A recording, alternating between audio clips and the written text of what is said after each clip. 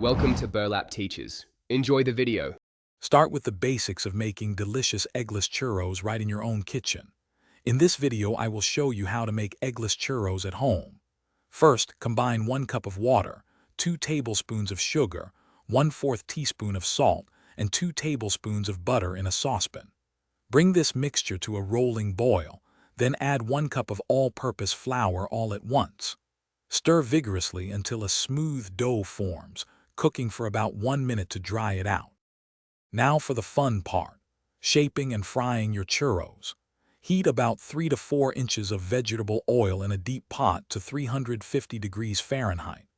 Carefully pipe the dough directly into the hot oil, using kitchen scissors to cut the churros into desired lengths, typically 4 to 6 inches. Fry them in batches for about 2 to 3 minutes per side, until they are beautifully golden brown and wonderfully crispy. Once your churros are perfectly fried, it's time to give them their signature sweet coating. In a shallow dish, combine about 1/2 cup of granulated sugar with 1 teaspoon of ground cinnamon.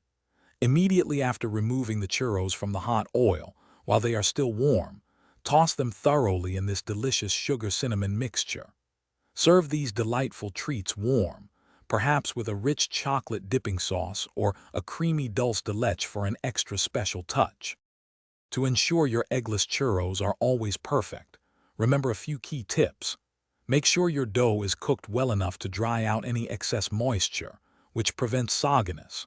Always maintain a consistent oil temperature of around 350 degrees Fahrenheit for even cooking and a beautiful golden color. Using a sturdy piping bag with a large star nozzle will give you those classic ridged churro shapes. Enjoy experimenting with different coatings, or even adding a touch of vanilla to the dough. Thanks for watching. Consider subscribing if this video helped you.